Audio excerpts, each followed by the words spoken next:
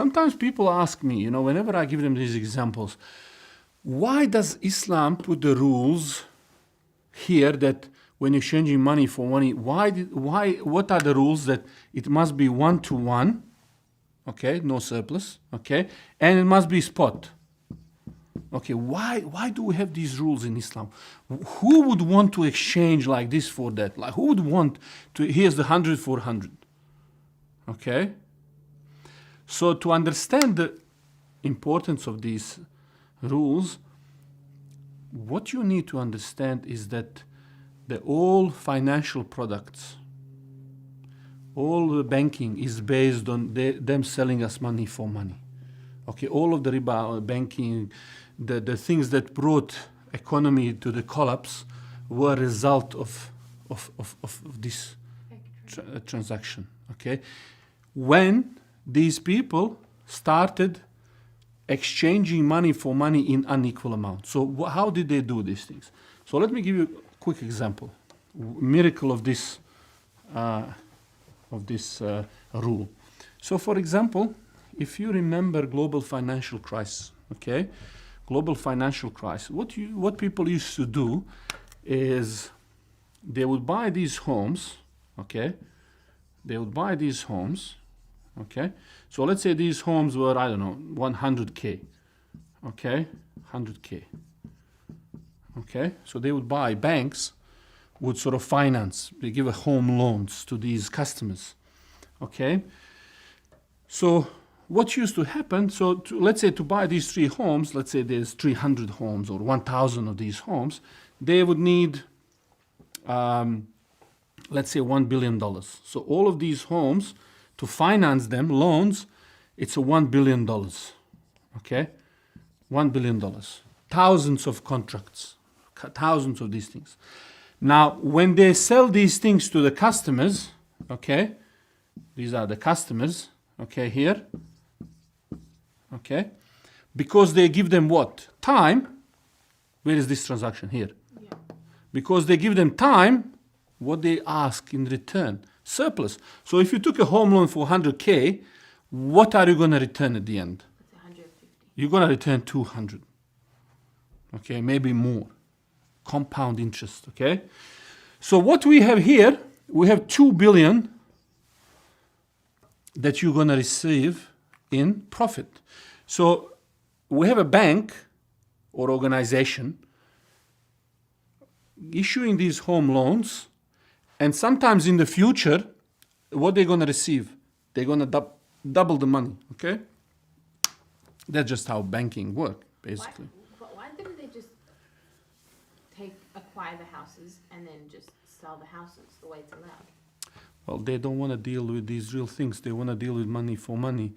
And that's the whole thing, that they want to have a risk. They want to run away from the risk, from real things and everything else. So this is riba mentality that penetrates everything else they do. Okay, so what they want is just to deal with money. Money to money. And that makes their life much more easier. And you'll see how. So now if you think about these things, what do we have here?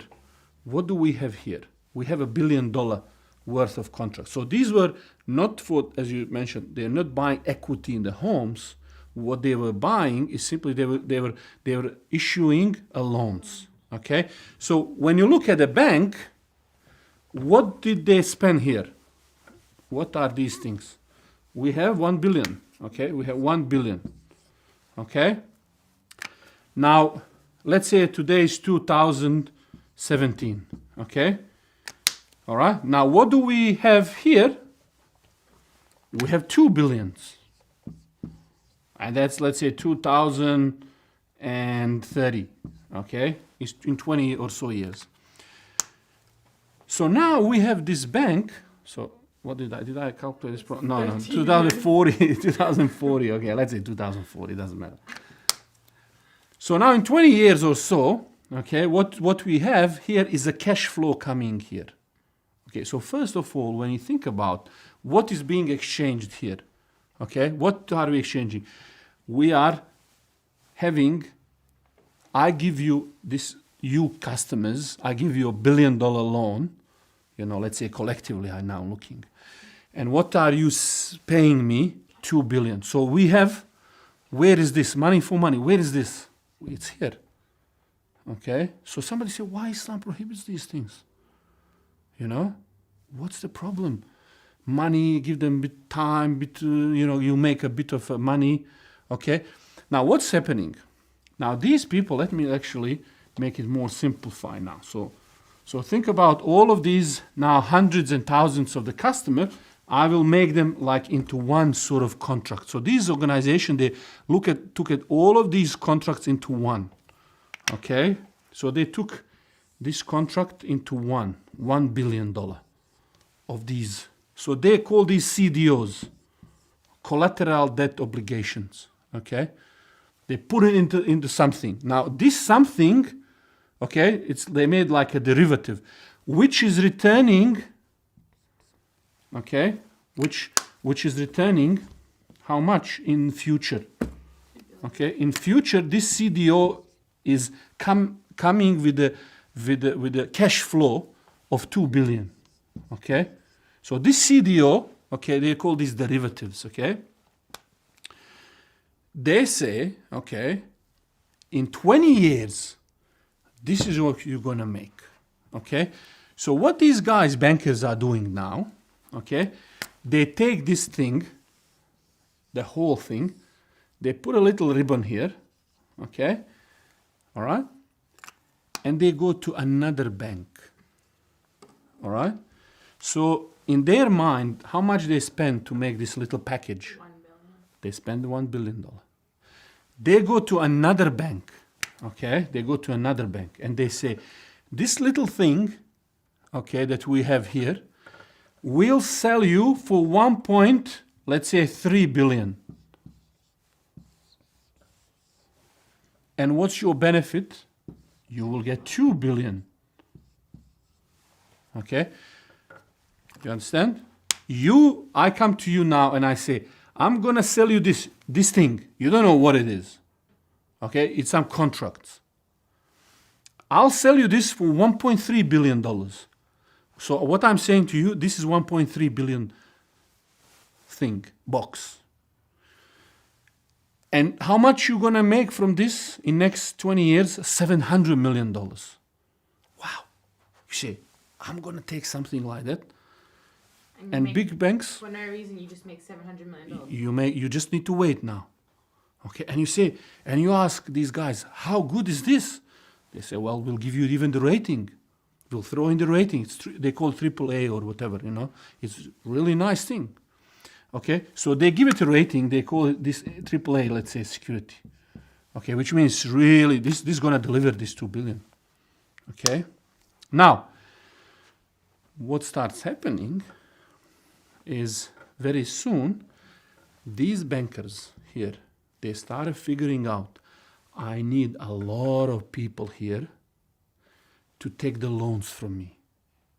So I can create this thing where I push 1 billion, on one end you push 1 billion, on another end comes 2 billion product. And I sell it at a discount. So I'm selling you $2 billion thing at a discount of what? 1.3. So you get this 1.3 and you wait for the cash flow. Okay? It's a beautiful thing. It's happening. Okay? So you have all of these big institutions and investors who love these kind of deals. You give me something 1.3 that will be tomorrow 2, I love it. Okay? This gives incentives to these people to then find more people, give them loans to buy a house so that they can create shiny new products and they can sell. So for these guys from doing this, how quickly they can make $300 million? Just doing this, boom, they make what? 300 million. So they make this maybe in a year, maybe in 6 months, maybe less, depends how fast they are. Okay, so this one, they make $300 million for doing this. No risk, no nothing. They just get people in, they boom, sell them, and they pocket 300 million. Okay, so what started happening is these people, bankers, started chasing anyone they could get to buy a home. So they would go to this, there was a joke, they would go to the waitress who earns like $20,000 a year, and they would sell them homes, $500,000 homes. Okay?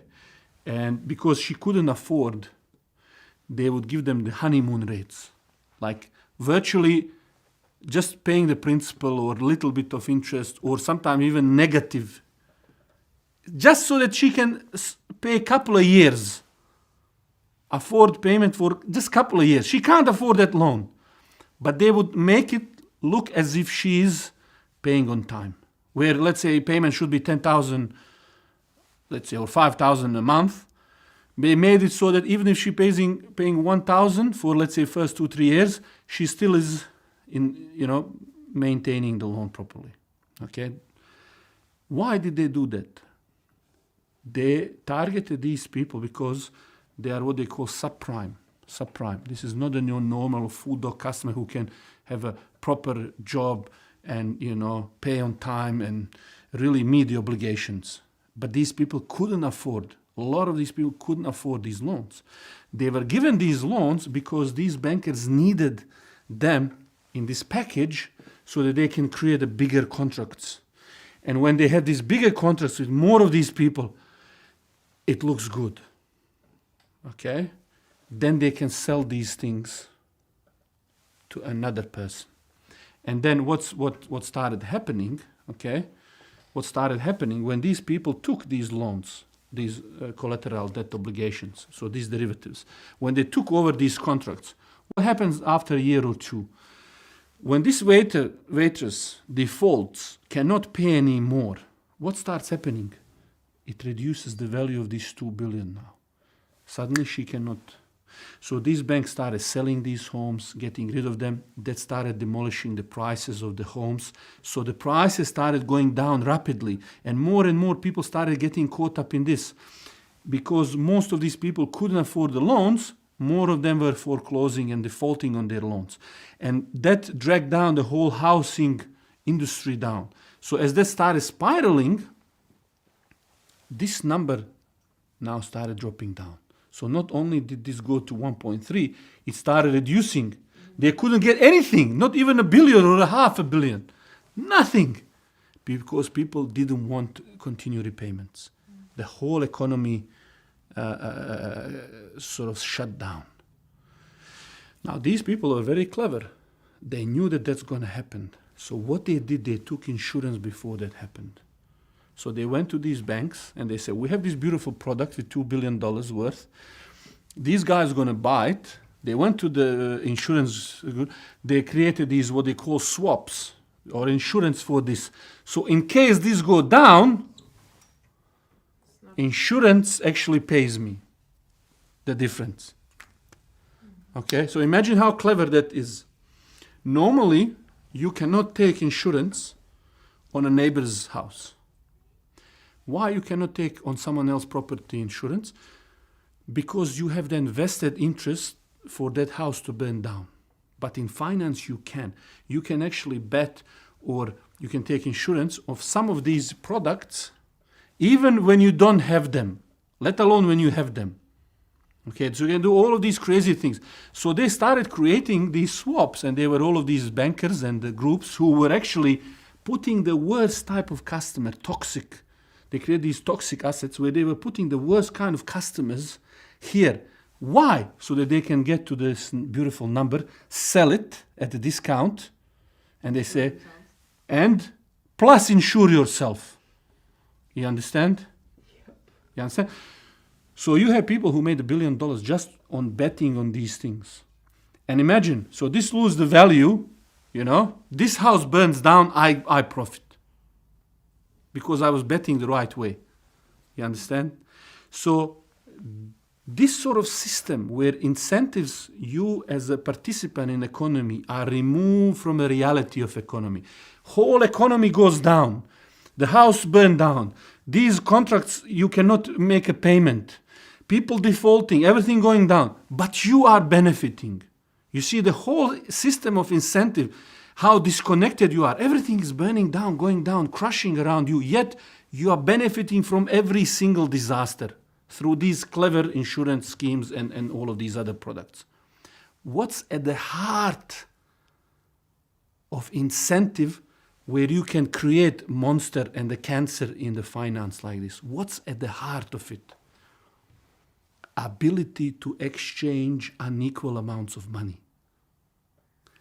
The fact that they could exchange 2 billion in future cash flow for unequal amount today, it's what creates the building block of entire cancer cell, which is why in Islam you cut it in a root. You say money to money must be on the spot and no delay and no surplus. Here we have 2 for 1.3. You understand? Two exchange for 1.3. There is delay and there is a surplus. There is a difference in them. They are not one to one. So when Islam puts these rules, they are rules of miracle. These people, when they regulate Wall Street, and they have books like this to regulate, you remove just this. You just implement this prohibition. You don't need to regulate them. Let them do whatever they want. Just say, when you do this, 1 to 1. Same way, those insurances. Somebody, these guys, when they take insurance, they say, we'll pay 50 million insurance. What's the problem there? You then pay 50 million, and how much money you're going to get from insurance? Maybe $1 billion. Again, unequal exchange of money for money.